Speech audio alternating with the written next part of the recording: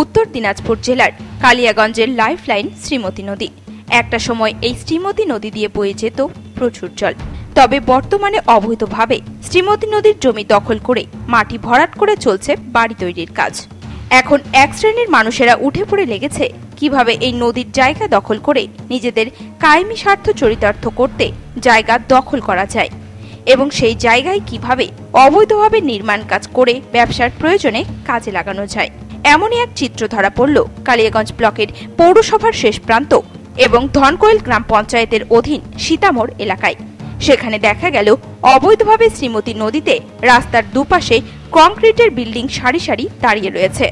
কিছু অসাধু চক্র অবৈধভাবে নদীর জমি দখল করে বাড়ি বানানোর কাজ চালাচ্ছে বলে অভিযোগ স্থানীয়দের। অথচ এই বিষয় নিয়ে প্রশাসনিক কর্মকর্তাদের কোনো রকম হেলদোল নেই বলেই অভিযোগ। এই বিষয়ে এক স্থানীয় বাসিন্দা জানান, এখন পরিস্থিতি তো সব তো এখন বাড়ি বিল্ডিং হয়ে যাচ্ছে নদীর মধ্যেই। নদীটা এমনি আপনাদের দেখা? হ্যাঁ, আগে জল থাকতো, নদীতে মাছ থাকতো। তারপর তো ধীরে ধীরে ভরাট হয়ে গেল। ব্রিজ হয়ে তো একদম ব্রিজে হয়ে মাটি ভরে একদম আর জল পানি কিছু থাকে না। এখন এই ফসল পানি থেকে মানুষ এখন ধারে ধারে জমি অন্য পুকুর থেকে মাটি আনে ভরে ভরে বাড়ি তৈরি হচ্ছে। এগুলো তো ও পারিয়ে না, বাংলাদেশের সব। এখানে প্রশাসন কিছু বলছেন? প্রশাসন সব তো পয়সা দিলে সব, প্রশাসন কি পয়সা ফিকে দিলে সব হয়ে যায়। এখন পয়সার উপর সব কিছু। তো এখানে কোথায় আছে পঞ্চায়েত? পঞ্চায়েত তো না, এটা পৌরসভা। পৌরসভা? হ্যাঁ, যে ঘরগুলো এগুলো অঞ্চলে ছিল, এখন পৌরসভার কাছ থেকে বলে যাচ্ছে। এখন এই সীতামোড় অবধি মানে তোমার টানবে।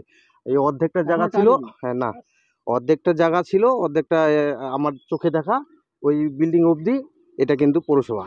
তো এই এত বড় বড় বিল্ডিং হচ্ছে, প্রশাসন কিছু বলছে না? না, কোনো কিছুই নেই। এটা তো কোনো বিপর্যয় ঘটতে পারে। হ্যাঁ, এর আগে এটা হয়েছিল নদী কেনেলের জন্য, প্রিয়দাস মুন্সি থাকাকালীন এটাতে কত কিছু লড়াই হয়ে গেল।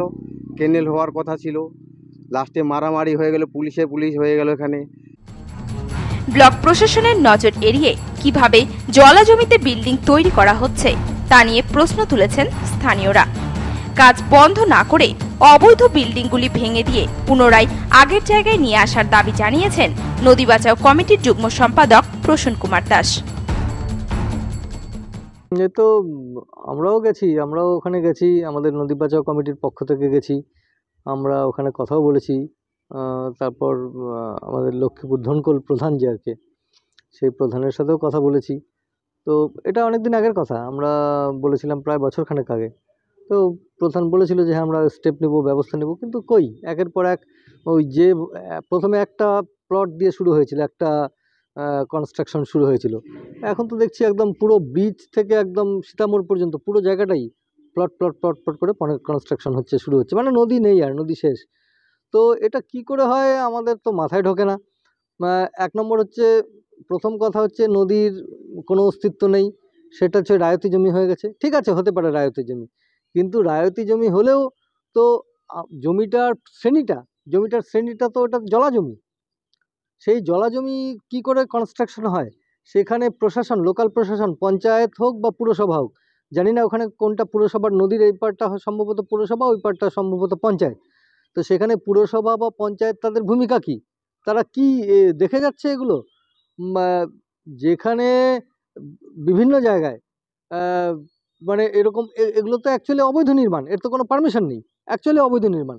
সে অবৈধ নির্মাণ হলে অনেক সময় প্রশাসনের কাছে যখন যাচ্ছে, আমরাও যাচ্ছি বা সাংবাদিকরা আপনারা যাচ্ছেন, প্রশাসন বলছে না আমরা কাজটা বন্ধ করে দিয়েছি। আরে কাজটা বন্ধ করা তো সমস্যার সমাধান না, ওটাকে ভেঙে আবার ওটাকে আগের জায়গায় নিয়ে আসতে হবে। সেই জলাজমি ও যখন জলাজমি ভরিয়েছে, প্রশাসনের কাছ থেকে পারমিশন নেয়নি, তাহলে প্রশাসনের উচিত ওর কনস্ট্রাকশনটাকে ভেঙে আবার পুনরায় আগের জায়গায় নিয়ে আসা। এদিকে পুরো বিষয়টি ঊর্ধ্বতন কর্তৃপক্ষকে জানানোর পাশাপাশি আইন অনুযায়ী সঠিক পদক্ষেপ গ্রহণের আশ্বাস দিয়েছেন স্থানীয় গ্রাম পঞ্চায়েত প্রধান ধৃতি রায় বর্মন। আমরা বিএলআরকে জানাবো, জানিয়ে দেখবো যে এই বড় বড় বিল্ডিং যেগুলো হয়েছে সেগুলো আমরা আইনানুগ ব্যবস্থা নেব।